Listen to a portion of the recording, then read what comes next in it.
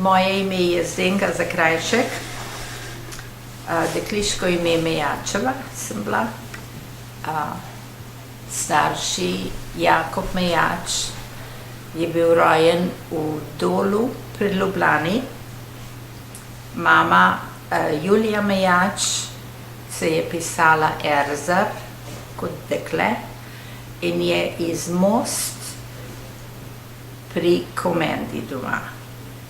In ona dva sta se nekako srečala, ko je mama vozila moko, ker so imeli mlin doma na Gorenjskem in je moko vozila v Ljubljano na trg.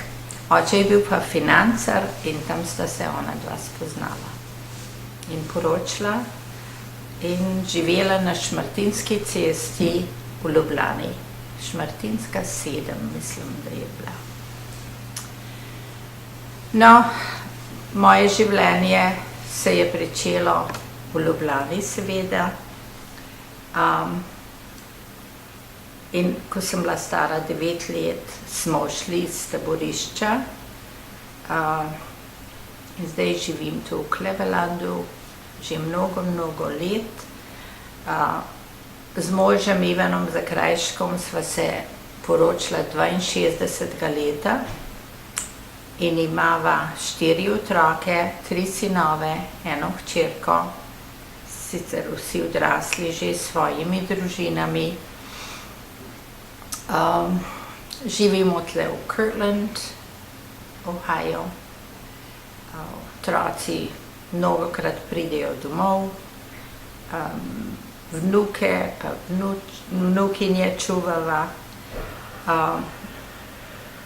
V veliko veselje nam je fara Svetega Vida in fara Marijine Bovzete, kjer vsako nedeljo zahajava k Svetemu Vidu. Drugač pa na te slovenska srečanja, na slovensko pristavo. Živimo tako lepo, preprosto, domače. Sosed je prišel povedati, je rekel, Jaka, ne morem vas več zagovarjati, vas bodo. Kaj so očitali vašemu očetu? Da ni zanje. On sicer ni bil domobranec, ampak je bil pa zelo vključen v kulturno delovanje, v Dolu, tam, ki je bil doma. In s čim se je preživljal oče med vojno? On je bil mizar, ampak je bil pa financer pol na trgu. Ki je oče slišal to, ko mu je povedal, je rekel, vas bodo, še tisto noč smo mi odšli. Mama je bila skoraj tik pred porodom, pol meseca je še manjkalo. In so nas, oče je imel kolo, mama je imela svoj kolo in oče me je dal na svoj kolo. Pa sem ga vprašala, sem rekla, kam pa mi gremo sred noči, je zajokal in rekel, nič ne vem. Je rekel, prav nič ne vem kam. Mama je vzela plenice, najnujnejše s seboj in smo odšli. Z mnogimi drugimi, A je šlo veliko sovaščanov iz Dola pri Ljubljani z vami na pot? Ja, samo trume ljudi, samo tega se spominjam. In potem smo se v Mostah ustavili, tam, kjer je mama doma, in so nas pregovarjali, da bi tam prenočili, pa nekako oče ni bil za to. Je rekel, mi moramo naprej. In smo šli naprej, ko smo prišli do Tržiča, so nas pa napadli. In vse je tam ostalo. Plenice, kar je imela zapored, vse je tam ostalo. Jaz sem en čevelj zgubila, no in pa smo šli pa naprej. Čez Ljubelj verjetno? Meni se zdi, da smo šli vrh, ker Ljubelj je bil takrat zaprt, ampak se pa spominjam, ko smo šli tam mimo Ljubelja, da je bilo, to je bilo maja meseca, da je bil še sneg ob krajih, recimo. In potem ste prišli v taborišče? V Trinje. In to je bilo odprto taborišče. Ni bilo nobenih barak. Kakšno je bilo življenje v taborišču? Kako se spominjate? Za vas kot otroka, kakšne spomini imate? To se spominjam, da ko mama je rodila brata v eni vojaški bolnici v tisti okolici, ne? In je rekla takrat, ko je bilo treba otroka odnesti, rekla, nisem imela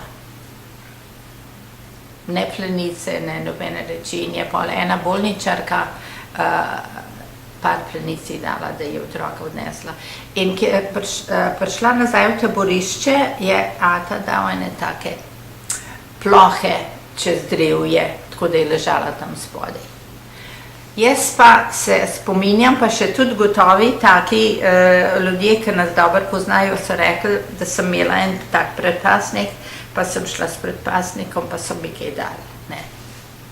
Kar so, nekateri so z vozovi prišli, so imeli malo več, ne, da so lahko kuhali, pa so imeli krompir s seboj, pa nekateri so še celo cvrli, to se spomnim, da so še krofe delali nekateri, ki so imeli vozove, pa vse s seboj, kar je bilo potrebno.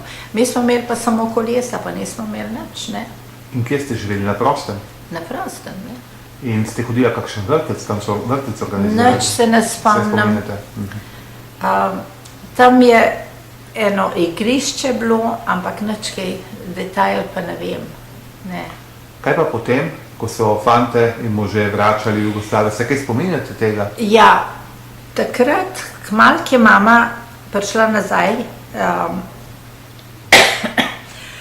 so očeta nagovarjali domačini Dolani, ker so mislili, da grejo v Italijo, ne?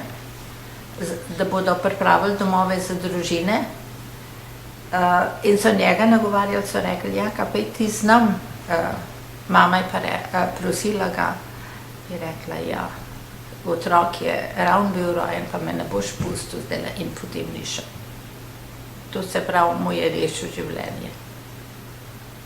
In potem dokdaj ste bili, se spominjate, koliko časa približno v Vetrinju? Jaz mislim, približno 6 tednov smo bili v Vetrinjah. In potem so nas s takim, ne vem, čudni, odprti vlaki so bili, pihalje. To se spomnim, da je mama bila vročino imela, pa neugodno je bilo vse skupaj, zelo težko. In ko smo prišli v špital, prvotno smo bili v eni veliki sobi, ogromna soba je bila in tam je bilo verjetno preko 100 ljudi noter. Pa ta dojenček, ne. Vaš brat? Ja, ja. In kako je bilo življenje v teh sobanah?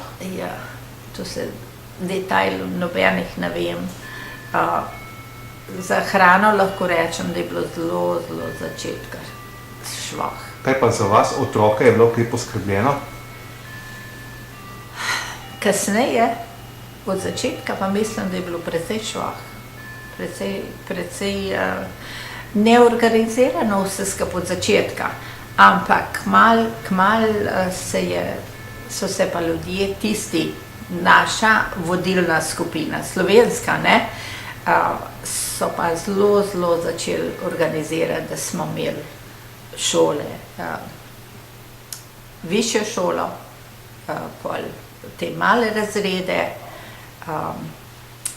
društvo za dekleta recimo, za fante, da so se učili, ženske, punce so se kuhati učile, šivati, pol smo imeli taka družinska hišica je bila, so rekli, družinska hiša, in tam so imeli pa otroci noter za igrati, pa to je bilo kasneje, od začetka pa bolj malo vem, veste, bolj malo mi je ostalo v spominu. Kasneje, ko se mi je zdelo, da je kar lušten, se pa bolj spominjam.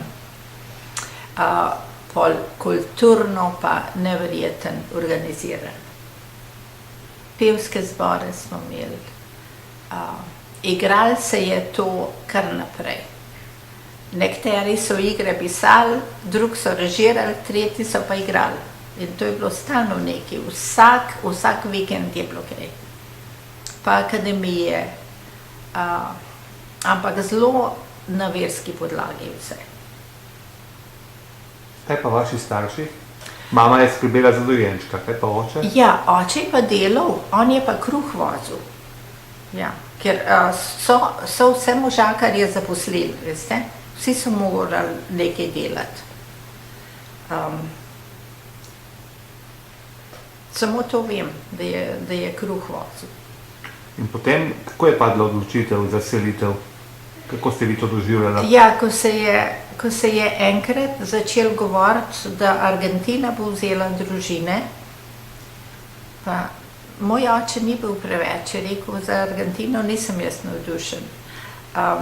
Potem je Kanada odprla, ampak oni so jemali samo fante pa dekleta, samo delovne moči, ne? Pol nismo prišli v poštev. Čakali smo za Ameriko in potem je rekel, če bomo za Ameriko dobili, če ne bomo pa v Avstriji ostali. V Argentino pa ni maral. A mogoče veste zakaj? Ne vem, nimam pojma. Nikoli ni rekel zakaj. Kaj pa vaš brat, kako je rastel v taborišču? Imate kakšne spomine na brata, ki je kot dojenček šel na pot in potem rastel v taborišču? Samo to se spominjam, da je bil zelo v krogu in je včasih mama rekla, odkot je ta fant tako debel, ker ni bilo hrane prave, ne? Je imel pa mehke kosti, ker ni bilo sladkorja, pa ni bilo mleka in ko je bil star 1 leto, je hotel hoditi, ne? In ga je skušala nazaj držati, da ne bi hodil, da ne bi krive noge imel, ker kosti so bile mehke. C vitamina ni bilo, ne? Ja, ja. In potem je padla odločitev na selitev v Združene države. Ja, ampak potem je bilo pa spet treba dobiti nekoga, ki bi podpisal za nas. Potem je mama nekako zvedla po sorodnikih, da je ena teta in ona je živela na Floridi. In ona je pol podpisala za nas, sicer je bila bolj tako, ni bila naših misli, ampak podpisala je in prišli smo v Florido pol. Kako je potekala pot preko Nemčije? Ja, v Bremen smo šli in v Bremenu smo čakali 1 mesec na ladjo in potem 2 tedna smo potovali, ena vojaška ladja je bila. In potem ste pristali na Floridi? Mississippi. Aha. In iz Mississippi smo morali z vlakom do Floride, nosmerne. In tam je bilo kaj Slovencev na Floridi? Tam so imeli SMPJ dom in oče pa mama sta delala na polju, ne? In oče je hodil balinat v tisti dom. In pol so pa prišli na političen problem, ne? Ker tisti ljudje, ki so imeli čist druge informacije o nas, kdo smo mi, odkot smo prišli, pa zakaj smo prišli, tako da so očeta napadali, ne? In oče je rekel, to pa ni za nas, mi ne bomo dolgo tukaj. V cerkev nismo mogli, ker avta ni bilo, teta ni hodila k naš.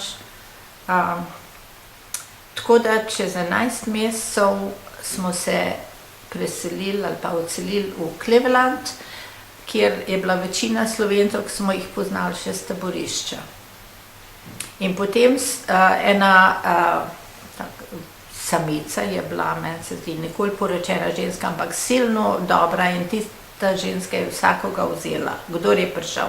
Tako da smo prišli na St. Clair, blizu Svetega Vida, in tam nas je bilo čez 30 v en hiš. Začetek je bil bolj tak, skromen, ne. Ampak počas oče je našel službo pri gradbeni in v tekom 3 let je naredil svojo hišo. Sicer je bila majhna, skromna, pohištva ni bilo, ne vem kakšnega, hladilnik smo imeli, pa kuhinjsko mizo, pa posle, to je bilo vse. Ampak smo bili pod lastno streho, ne. To je bilo velike vrednosti za nas. Katerega leta ste prišli v Cleveland? 50. In kakšno je bilo takrat življenje v Clevelandu? Tega se spominjam, da je bilo zelo težko dobiti stanovanje, če si imel otroke. Zakaj je bilo to, ne vem. Ampak to vem, da sta oče pa mati po St. Clairju hodila pa skušala stanovanje najti in nikjer niso hoteli vzeti, ko sva bila 2 otroka. Ne? To je bil velik problem takrat. Drugače pa na St. Clairju je bila ko mala Ljubljana, ne? Je bilo vse slovensko, vse trgovine slovenske. To je bilo zelo, zelo povezano med seboj. Torej ste v glavnem doma in v okolici slovensko govorili? Samo slovensko. Potem, ko sem začela tukaj v šolo, pa tudi brat, ne, potem sta bila še 2 rojena, brat pa sestra, naš oče ni pustil, da bi angleško govoril doma. Torej doma ste vedno samo slovensko? Samo slovensko. Kje ste se naučili angleško potem v šoli? V šoli, ja. Ste imeli zaradi tega kakšne probleme? Ne, to sem se naučila že na Floridi. V 3 mesecih sem znala angleško. Ampak otrok se hitro nauči, ena učiteljica je bila zelo dobra in me je dostikrat po šoli držala, da me je pomagala. No, to ni bil problem. Sej tudi kasneje najini otroci, ki bi šel te starejši v šolo, on ni znal nič angleško. Pa ni imel nobenih težav. Kakšno je pa življenje v skupnosti v tistih časih, okoli leta 50? Kaj ste počeli? Med tednom v šolo, pa v službo, kaj pa vikendi, pa prazniki? Kulturno tako razgibani, da to so bila najlepša leta za nas. Skupaj smo bili povezani, med seboj smo se dobro poznali, kulturno. Miklavž prihaja v Pireta vsako leto. Potem igre, pri pevskih zborih, koncerti. To je bilo stalno nekaj. Ko sem bila stara, recimo 12, se je ustanovil pevski zbor Korotan. In jaz sem vprašala, sem rekla, bi lahko prišla zraven peti. Ne, so rekli, ti si pa premlada, moraš biti v gimnaziji prej. No, in pol kasneje sem šla v Korotanu, ko sem bila zelo stara in zdaj sem 60 let bom zraven. Kaj pa stiki z domovino staršev, torej z Ljubljano, so bili kakšni stiki? Od začetka, mislim, recimo prvih 20 let so bili še starši živi, očetovi, mamini ne, ampak očetovi, pa bratje pa sestre njihovi, ne, od mame pa od očeta, pisarlo se je stalno, ne. Pa tudi pakete smo pošiljali. Poseben, dokler so bili starši živi. Torej vi ste tukaj živeli v revščini in vseeno ste pošiljali, prva leta govorim. Ja. Tukaj je bilo bolj skromno vse, ampak smo pakete pošiljali. Tam so imeli še manj, ne? Seveda. Kaj pa, kdaj ste šla potem prvič v domovino oziroma v Slovenijo? 62. leta. Kaj lahko poveste o tem, kako je padla odločitev pa to? Ja, 62. leta, maja meseca sva se poročila in sva rekla, greva na poročno potovanje v Evropo, ker je bila sestra Ivanova, ki jo dolga leta že ni videl, ne. In še stara mama je bila očetova mama in sva šla tja. In v Ljubljani sva bila pri teti, pri mamini sestri in takrat so prišli neki na vrata spraševati, kaj delam tam, pa da se nisva prijavila. Mal zoprni so bili takrat. Ja. Drugače pa doma v Sloveniji je bilo takrat precej skromno še 62. leta. In eno leto zatem je šel pa moj oče na obisk, ker so bili še starši, ne. Je rekel, moram iti, dokler sta še živa. Ampak ni upal doma spati v dolu, je šel drugam spat. A so mu kaj grozili? Ne vem, če ni bilo mogoče samo z te strani, da se je bal domačinov, takih, ki mu niso bili naklonjeni, ne. Kaj pa doma? Ste živeli, si ustvarili družino, ste tukaj, govorim, v Združenih državah, Ja. potem hišo zgradili, kako je potekalo, par besed, če o tem poveste? Ko so otroci odraščali najni, ne, vsi štirje so bili po katoliških šolah, zadosti pridni, v slovensko šolo so hodili k Svetem Vidu, pri plesni skupini Kres so bili aktivni, tako, čist lepo mladost so imeli. Še zdaj pravijo, da imajo lepe spomine. In doma ste vedno samo slovensko, vi, vaši družini govorili? Ja, tista leta, ampak pol je bilo pa vedno težje, vedno težje. To je bilo verjetno v vseh družinah, ne, slovenskih, vaše generacije. Ja. Kaj pa kulturno udejstvovanje potem? Pela ste pri Kortanu, ste bila še kaj aktivna v slovenski skupnosti? Pri Lili, Dramatskem društvu Lili sem veliko igrala, posebej, ko so bili moji otroci majhni, ne, sem imela tako dobrega moža, da me je otroke varoval, da sem jaz lahko na vaje šla. Ne. Kaj pa odnosi z staronaseljenci, kakšni so bili? A veste, zelo malo kontakta smo imeli. Nekako smo bili precej ločeni, ker idejno smo bili čisto drugačni, ne. To ni šlo skupaj. Pa ne, da bi imeli ne vem kakšno sovraštvo, ampak nismo bili sprejeti od začetka. Od začetka večina, ne rečem, da niso bile izjeme, par je bilo zelo, zelo v redu, da so nam bili naklonjeni, ampak večina so se nas pa kar nekako malo ugibali. Ja. Ampak danes tega ni več, ne? Tega nasprotovanja. Ne, ker tistih starejših ni več, ne, mlajši pa tudi ne vem, koliko so vedeli o tem. Je precej drugače, kot je bilo. Ampak še vseeno ni tistega kontakta, ker nismo bili navajeni od začetka, ne. Kako pa zdaj vzdržujete stike z staro domovino, z Dolom, pa s sorodniki? Midva sva bila že 13-krat, 14-krat, velikokrat. Sorodniki so zelo v redu. Kako uspete pa tako lepo slovenščino ohranjati brez nobenih ameriških primesi? Tako čisto?